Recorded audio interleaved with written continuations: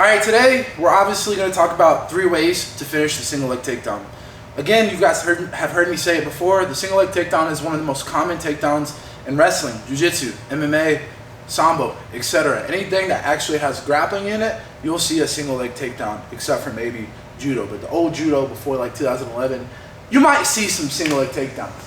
Anyways guys, we're not going to talk about how to get into the single leg.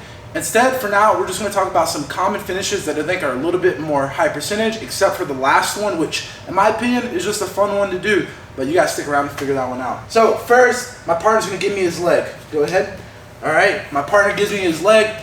Obviously, in a match, they're not going to just give us our leg, but we want to start to work backwards a little bit here. So my partner's got me his leg. We're high up in the air. In my opinion, your highest percentage finishes are going to be when I bring this guy's leg up in the air. A great match, if you guys are just jiu-jitsu people, to see a lot of these finishes done is Nicholas Marigali versus Felipe Pena, UFC Fight Pass. It just happened. Getting this guy's leg up in the air makes him super vulnerable. Even though he doesn't have shoes and that there might be some slippage, it's still very hard for him to escape.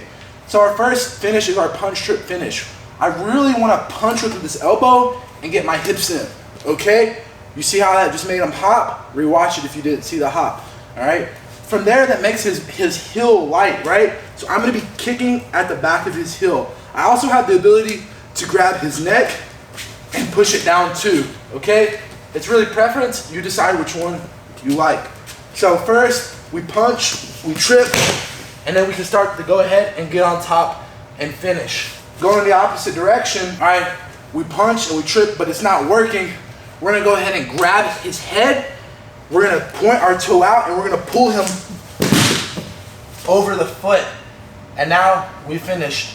I don't exactly know what the name of that one is called. It's just another option to use. Our last option, once we got this single leg in the air, this is just a fun one.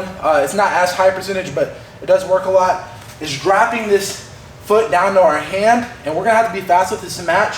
And we're gonna go high, low, high with his foot, okay? And now we have our golf swing finish, where again, if we're doing jiu-jitsu, we can go ahead and start to look to pass once we finish. Anyways guys, those are 3 finishes. Hopefully you found those helpful. If you want to learn a little bit more in depth about the single leg, I actually have an instructional called All the Single Legs. It's either up here or up here. I don't really know, YouTube confuses me, but click one of the 2 to check out the instructional.